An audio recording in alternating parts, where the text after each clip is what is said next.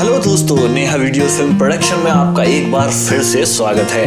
मैं हूं आपका दोस्त संजीव कुंतल और आज ब्रजमाला के इस एपिसोड में हम आपको लेकर आए हैं वृंदावन के एक ऐसे पवित्र स्थान पर जिसके बारे में कहा जाता है कि इसी स्थान पर भगवान श्री कृष्ण ने गोपियों के वस्त्र चुराए थे और उन्हें ज्ञान दिया था। दोस्तों, इस स्थान को चीरघाट बोला जाता है। ये स्थान देखने में बहुत ही मनोहारी है।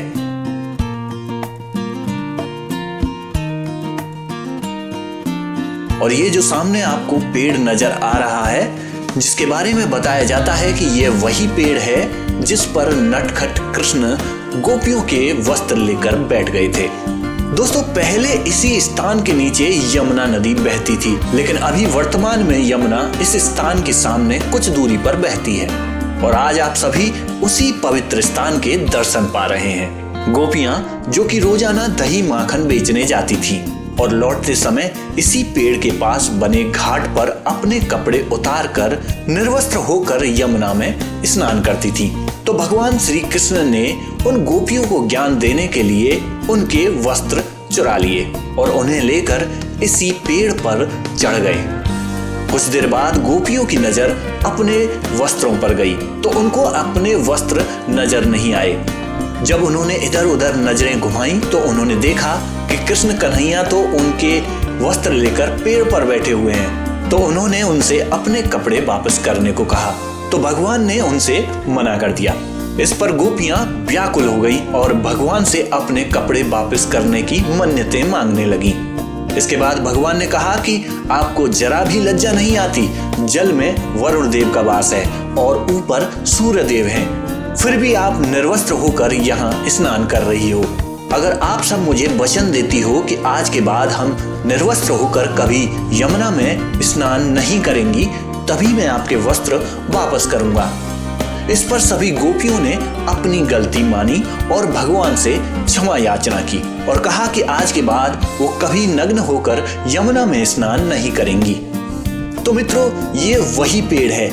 आज भी इस पेड़ के दर्शन के लिए हजारों श्रद्धालु यहाँ आते हैं। अब ये जो स्थान आपको नजर आ रहा है, इस स्थान का नाम है कालीदेह और ये वही स्थान है जहां श्री कृष्ण भगवान ने कालिया नाग को नथा था। आइए आपको इस स्थान के दर्शन कराते हैं। यही वो प्राचीन वृक्ष भी आपको देखने को मिलेगा जिसके बारे में मान्यता है कि इस वृक्ष पर चढ़कर श्री कृष्ण यमुना में कूदे थे। तो दोस्तों, अभी हम अंदर आ चुके हैं। सामने आपको कालिया नाग और उसकी पत्नियों की प्रतिमाएं नजर आ रही हैं। और ये जो सामने आपको विशाल वृक्ष नजर आ रहा है, ये वही वृक्ष है जिसके बारे में मान्यता है कि ये वृक्ष 5000 साल पुराना है। इसी वृक्ष पर श्री कृष्ण ने चढ़कर यमुना में छलांग लगाई थी और यह वही स्थान है। मित्रों, बताया जाता है कि पहले यमुना यहीं से गुजरती थी, लेकिन आज यमुना यहां से कुछ दूरी से गुजरती है। आज भी इस स्थान के दर्शन के लिए भक्त दूर दूर से यहां आते हैं।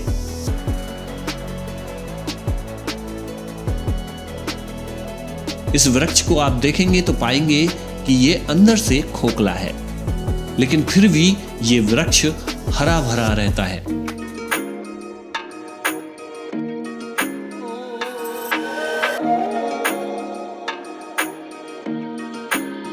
कलश बना हुआ है। ये पेड़ कभी मुरझाता नहीं, ये कभी मुरझाता नहीं, ये इसी प्रकार हरा भरा रहता है।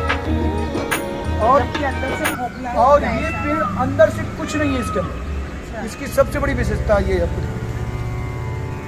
देखो ये अंदर तक ऐसे ही है। भगवान जब राधा रानी को सताते थे या लड़ जाते थे, ये छिपाते थे उनको सताने के लिए, तो इस पेड़ के अंदर घुस जाते थे। उसी समय का ये पेड़ इसलिए खड़ा है, इसमें जिसके ऊपर ठाकुर जी की कृपा है उसका तो कोई बाल भी नहीं बांका कर सकता।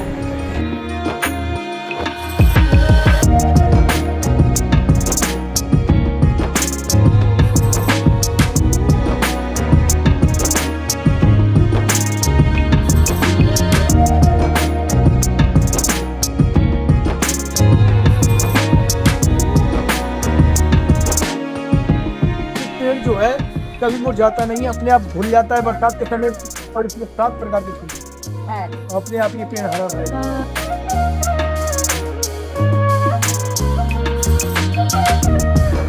वृक्ष के बारे में कहा जाता है कि जिसके ऊपर बांके बिहारी का हाथ हो तो उसका कोई बाल भी बांका नहीं कर सकता। और ये जो सामने आपको नजर आ रहा है ये है प्राचीन मदन मोहन मंदिर। जैसा कि आप देख पा रहे हैं कि इस मंदिर को एक विशाल टीले पर बनाया गया है। अभी इस मंदिर में मदन मोहन जी के प्रतिरूप की पूजा होती है, क्योंकि मुगलों के आक्रमण के दौरान यहाँ से मदन मोहन जी के विग्रह को करौली ले जाया गया था। करौली में उनका वास्तविक विग्रह आज भी मौजूद है। अभी हम यमुना जी के किनारे किनारे चल रहे हैं। यहाँ आप देखेंगे कि जगह जगह घाट बने हुए हैं। इन्हें अलग अलग नामों से जाना जाता है। इन घाटों का सुंदर नजारा आपका मन मोह लेगा।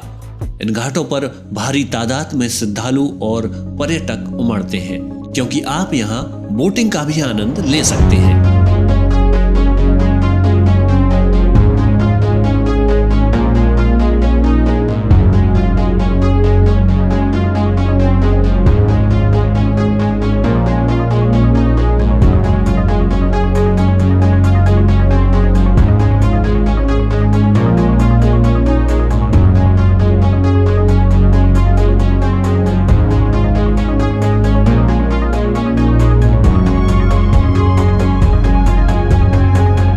श्रद्धालु यहाँ पूजा और मछलियों का आटा भी डालते हैं। यहीं से सामने आपको केसी घाट भी नजर आ रहा है। यहाँ सुबह शाम यमुना जी की आरती की जाती है।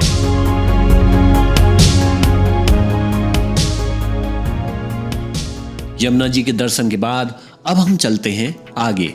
दोस्तों, यूं तो सामने से भी हम परिक्रमा के रास्ते चल सकते हैं, लेकिन अगर आपको निधिवन और बाकी मंदिरों के दर्शन करने हैं तो उसके लिए आपको इस गली से गुजरना होगा। सामने आप देख रहे हैं ये है निधिवन।